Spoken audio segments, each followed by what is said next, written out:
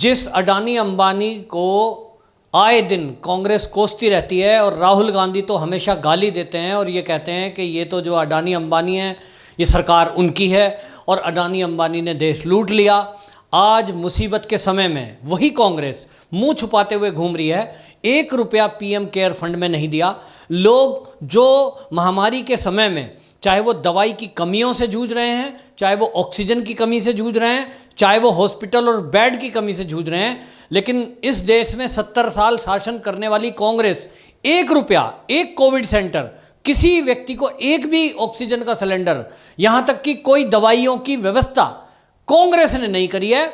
और अडानी अंबानी जिनको ये हमेशा गाली देते रहे, ये उन लोगों ने अब इस महामारी के टाइम में आपको बताएं कि अडानी फाउंडेशन ने अहमदाबाद के अंदर जो अडानी विद्या मंदिर है उसको कोविड सेंटर में बदलने का निर्णय किया है और उसकी तैयारी लगभग पूरी हो चुकी है। वहीं आपको बताएं कि रिलायंस 2 तरह से मदद कर रहा है। एक तो उसके ऑक्सीजन जो लाने के टैंकर हैं उनको उसने सरकार को सौंपा है। आप इसके जरिए पूरे महाराष्ट्र या कहीं भी देश में ज़रूरत पड़ती है तो ऑक्सीजन एक प्लांट से दूसरे प्लांट में और रेल के जरिए भी आप इनको यूज़ कर सकते हैं।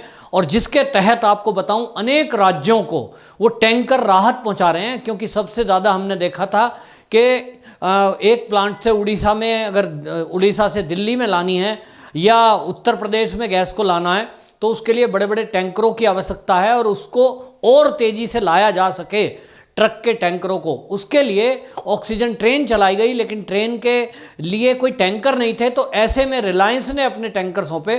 तो जो लोग अडानी की ट्रेन को दिखाते हुए ये कह रहे थे कि निजीकरण कर दिया, हालांकि वो उसको केवल एक माल वाहक गाड़ियों को कुछ व्यवस्था अडानी को दी थी, उसका आज वो ऑक्सीजन ट्रेन रिलायंस चला रहा है, क्योंकि टैंकर उसमें रख के और वो पूरी पूर्ति कर रहा है। वहीं आपको बताएं कि अडानी भी और अंबानी ग्रुप भी इस कोरोना के काल में लोगों की मदद में बहुत देवदूत बन गया है। अब सवाल ये उठता है कि जो कांग्रेस लगातार ये कहती थी कि ये सरकार तो अडानी अंबानी की सरकार है और अडानी अंबानी को फ़ायदा पहुंचाती है, आपको बताएं इन्हीं लोगों ने किस तरह से हमारी वैक्सीन पर सवाल उठाया, वैक्सीन के बनाने वालों पर सवाल उठाया।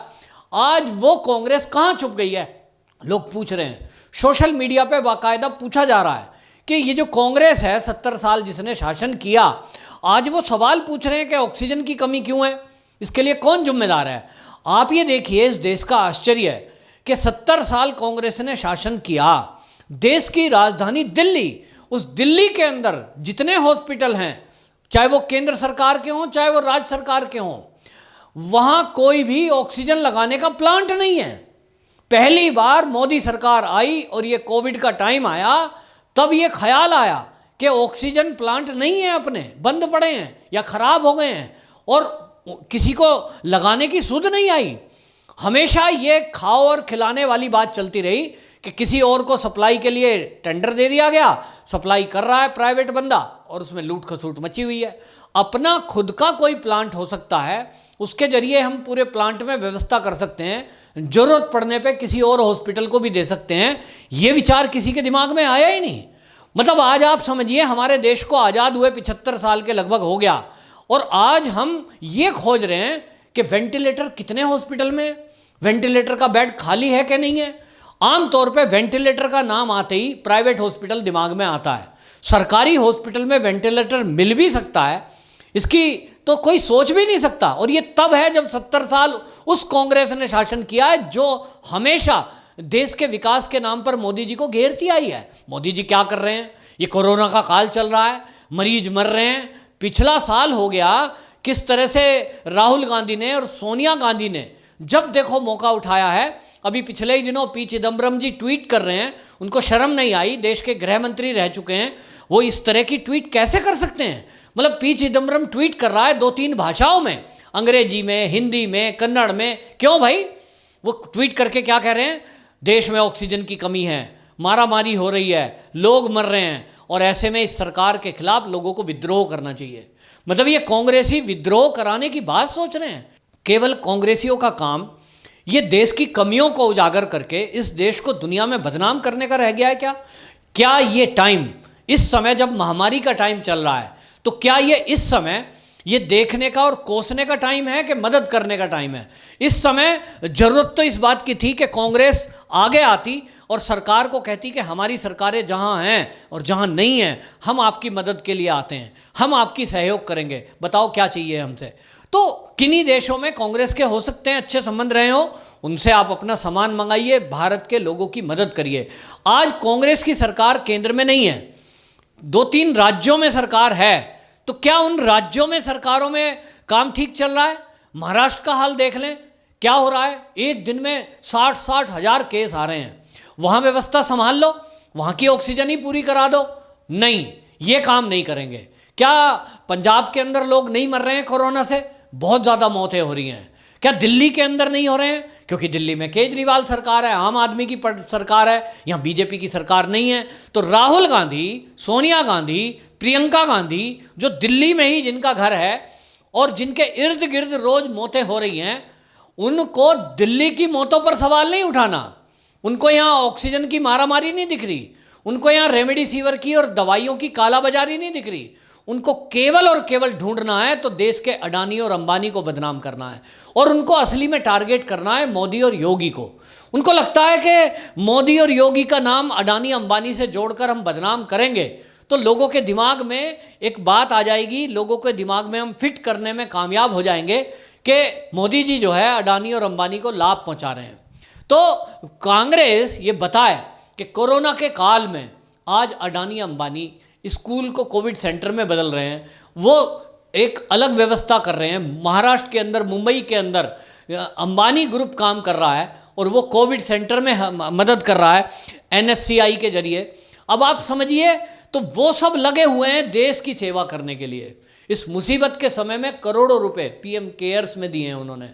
लेकिन वो कांग्रेस जो लगातार PM केयर्स पे सवाल उठाती है, देश के वैज्ञानिकों पर सवाल उठाती है, देश की वैक्सीन पर सवाल उठाती है, मैं कह रहा हूं लोगों को उनसे पूछना चाहिए, जितने भी कांग्रेसी आपको मिलें, वो सोशल मीडिया पे मिलें या फिजिकली मिलें, उनसे पूछो कि आज इस देश की हालत ये ऐसी क्यों है कि हमें वेंटिलेटर और ऑक्सीजन के बेडों की कमी हो रही है।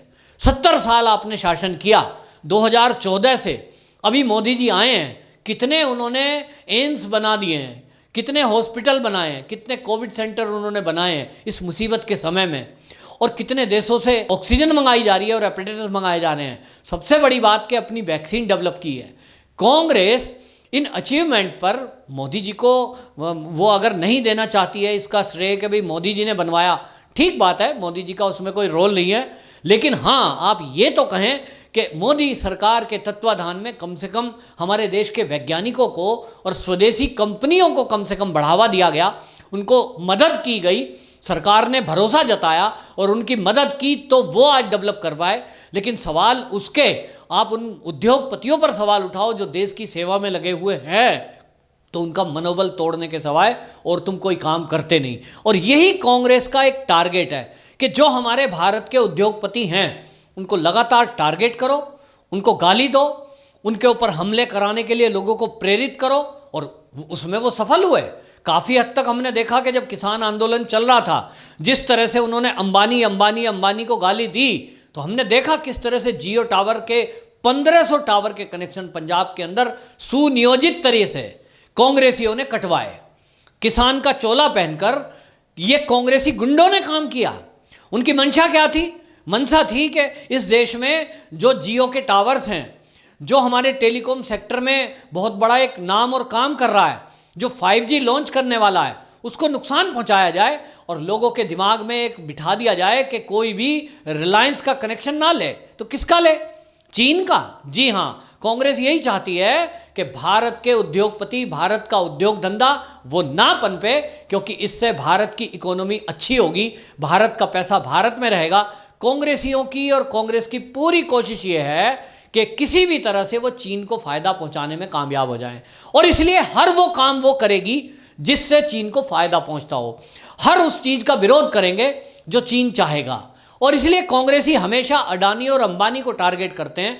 राहुल गांधी की जितनी रैलियां आप देख लीजिए, चुनावी रैली 5 राज्य में की है उन्होंने, हालांकि पश्चिम बंगाल में कम गए, लेकिन 1 या 2 रैली करी तो उसमें भी अडानी अंबानी का नाम वो नहीं भूले। क्यों भाई? आपका क्या बिगाड़ा है? आपने 70 साल शासन किया है, तो जब शासन किया है आपके राज में भी वो कंपनियां थी। ऐसा थोड़ा ही है कि 2014 के बाद अडानी नाम सामने आया है देश में। अंबानी जी 2014 के बाद पैदा हुए हैं और वो इतने बड़े कंपनी के मालिक हो गए भारत के अंदर। ये मोदी जी के आने पे अचानक से पैदा हो गया अंबानी और अडानी, ये तो नहीं है, वो पहले से है भाई। धीरूभाई अंबानी उसके पहले से है, मोदी जी के पहले से है। तो आज आप उनको गाली देकर केवल और केवल देश के उद्योगपतियों का मनोबल डाउन करने का काम कर रहे हो, क्योंकि आप नहीं चाहते कि देश के उद्योगपति इस देश के हित में कोई काम करें। और देशभक्त जो उद्योगपति हैं, जिसमें अडानी अंबानी ही नहीं है, उसमें महिंद्रा है, उसमें टाटा है, ये सब लोग जो यहाँ देश का काम कर रहे हैं, ये देश की इकोनॉमी को अच्छा करते हैं। इससे हमारा देश तरक्की करेगा, और हमारा देश तरक्की करेगा तो जिस तरह से आपदा आज आई हुई है तभी हम मदद कर पाएंगे। आज की डेट में आप मुझे बता दीजिए, चीन ने ये कोरोना वायरस तो हमें दिया, क्या उसने कुछ फ्री में हमारे देश की इस महामारी में मदद की है? नहीं की है। हमें वो अपरेटिस भी भेज रहा है, आज ऑक्सीमीटर ला रहे हैं, आज बहुत सारी मशीनें ला रहे हैं। बहुत लोग इस महामारी के टाइम में चीन से वेंटिलेटर मंगा रहे हैं, जो कई सारी कंपनियां वो घटिया माल और ऊंचे दाम पे बेच रहा है। 30% तक चीन ने कीमत बढ़ा दी। तो कांग्रेसी इस बात पे तो नहीं बोले, क्योंकि उन्होंने तो 2008 में चीन से समझौता किया है। तो कांग्रेसियों के मुंह पे करारा तमाचा है ये कि अडानी अंबानी और रिलायंस इस देश में इस समय कोरोना की महामारी में लोगों की मदद के आगे आया है, मदद के लिए आगे आया है, और कांग्रेसी कहीं बिल में छुप कर बैठ गए हैं। वंदे मातरम।